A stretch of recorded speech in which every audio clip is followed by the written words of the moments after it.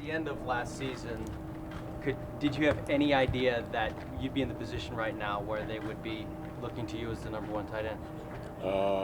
I didn't think of it like that. I just tried to prepare myself to come back and just contribute again. I didn't really look as far as like how big my role would be, but that if my work was there and I was, staying clean and being consistent in what I was doing, that my role would increase at some point. Did you feel any kind of, I guess, pressure to now that you're in this situation? Of course, the pressure is going to increase as I accept like a bigger workload in the offense, a larger role. So I expect that pressure, and I have to accept it in order to thrive in it. You seem natural when you're running routes and catching passes. It's almost like you're a wide receiver before. No, obviously I know. But when it comes to the all-around game of just being a tight end, like inline blocking and that sort of thing, how much of that has been your focus, and where do you think you are in that area? Definitely want to be a complete player. I don't want to be a one-trick pony out there. I want to do anything that the offense asks of me and not just try out there and be like, oh, they're passing it every time. I want to take that pretty importantly. Frank's done a great job with helping me with the blocking and hat placement, how I'm working my feet, things to look for, tips that get me off the ball faster and help me realize what my job is. So I definitely take the whole craft of playing tight end pretty seriously. How much did you tap Jared Cook for information last year, or just watch him to pick things up? Yeah, that's a big thing. I was just talking about just watching him and not even really having to ask him. You can just see it and be like, oh, okay, I see what he does. As far as like when to be running all out in your routes, when to tempo it down, how to use position and blocking, where as far as, some guys may not be able to drive guys 3 yards off the ball, but as far as just small things with your helmet placement, just little details that, him being in the league for 10, 11 years has picked up on, whereas me, I've been playing tight end for, 3-4 years now. Just watching him alone, and I had a few questions for him, but just sitting back and watching, you can learn a lot from a guy like him. He had been a safety net in many regards for Derek over the years, and that's not a rapport that you can just develop overnight. Where are you and Derek at, and do you get the sense that that's kind of your role to be that safety net for him? Chemistry has definitely been building since April when we got here, and even just having those 6 weeks last season definitely helped as well. I see myself as, whenever I'm the open guy, Derek's going to give me the ball. Even if I'm not open and he likes my matchup, I'm going to be there for him. If that's being called a safety net, then absolutely, I would love to be that for him. But we have so many guys on the offense that are so talented and that can complement each other in so many ways that, whenever I get the ball, I'll be grateful for it and make something happen. Darren, what did you know about Richie Incognito before he signed, and what have you learned about him since he has come here? I didn't know too many details, just that he may have had some issues with some teammates at some point. But ever since he's been here, he's 2 lockers down for me, super positive all the time. He seems extremely grateful to be here. I don't know too many details on what he had going on, so that's no place for me to speak on that. But since he's been here, he's been a great teammate, picking up the offense really fast, out there with the ones, running all the plays that we've installed since day one through the playbook, and we've installed a whole lot. So he seems excited to be here, and he looks like he's taking advantage of it.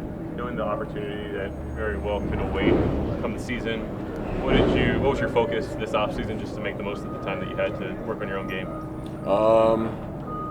Staying clean, number one, of course, and just doing something every day involving football and making sure I know that, all I have is today. I don't really have any days that are promised, and I can't live my life that way. And it's just, route running, blocking, lifting, getting stronger. I always got to get stronger as far as being tight end is concerned. Just little technique aspects, flexibility, just all across the board, and not making it just lifting and running, but it's so much to the game that can make you more durable and help you play longer and be there available for 16 games. That's my goal. I know it's not all about increasing your weight, but when it comes to strength gains, what do you think you're able to accomplish so far? My bench has definitely gone up a whole lot. I've never been a very good bencher, so being here, working with AJ, that's helped a lot.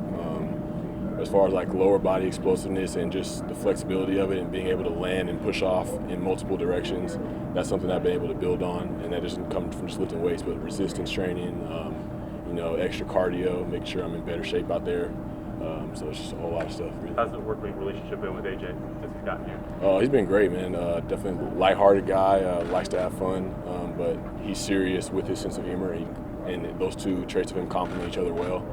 And it's definitely and some new things that I've never done before. Probably some guys haven't done before in the weight room, as far as eccentric lifting and just switching it up every week and having those things make us more explosive and doing great things for our bodies. A whole lot of guys are making great improvements. Do you give much thought to, it's almost year over year, just kind of first trying to work your way back into the league and now being in a position where you are potentially going to be like the number one tight end option here? Do you give much thought to sort of the work that's going into that?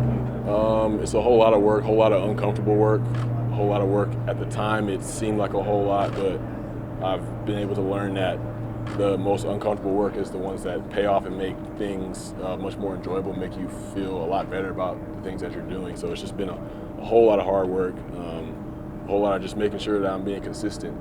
I've always been somebody that's shown flashes and has been able to make plays and be like, oh, if only he could do this, oh, if only he has the potential. But then it's like, potential only means like if you would only do it. So now it's just like doing the work, putting in extra, going over and above, because before I would just do what was asked of me instead of doing what it takes to place myself ahead of the pack and to be where I want to be. So it's taken a whole lot of changing on my behalf. Having gone through what you've gone through in your career, the ups and downs, and having only shown flashes like you said, what did it mean to you to come in here and have Gruden put the kind of faith in you that he has?